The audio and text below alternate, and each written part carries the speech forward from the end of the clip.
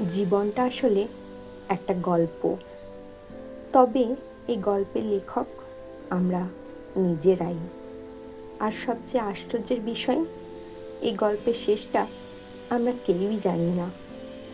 কখনো জীবন আমাদের খুব কাছে টেনে নেয়, আবার কখনো হঠাৎ করেই দূরে সরিয়ে দেয়। কখনো মনে হয় সব কিছু বুঝি ঠিকঠাক চলছে, আবার কখনো এক মুহূর্তেই সব হিসেব এলোমেলো হয়ে যায়।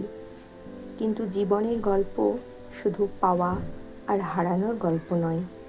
এই গল্পে থাকে হাজারো স্বপ্ন, আর সেই স্বপ্নগুলোকে সত্যি করার এক নীরব লড়াই। কিন্তু জীবন তখনই আমাদের একটা কথা শেখায়, সব পথ সহজ হয় না, সব স্বপ্ন একদিনে পূরণ হয় না।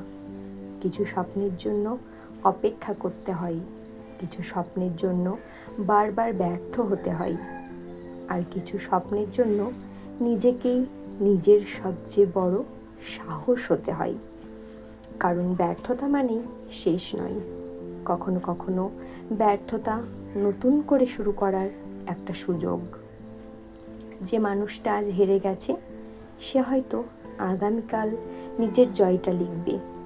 তাই ভবিষ্যৎ নিয়ে চিন্তা থাকুক, কিন্তু সেই চিন্তা যেন আমাদের থামিয়ে না দেয়।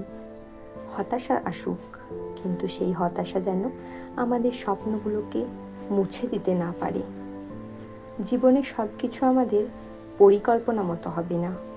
কিছু সুযোগ হাতছাড়া হবে, কিছু স্বপ্ন ভেঙে যাবে, আবার কিছু অপ্রত্যাশিত দরজা হঠাৎ খুলেও যাবে। আর হয়তো এটাই জীবনের সবচেয়ে সুন্দর দিক, আমরা জানি না পরের পাতায় কি লেখা আছে।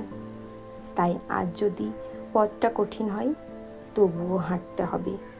আজ যদি নিজের ওপর বিশ্বাস কমে যায়, তবুও নিজের হাতটা নিজেকেই ধরতে হবে।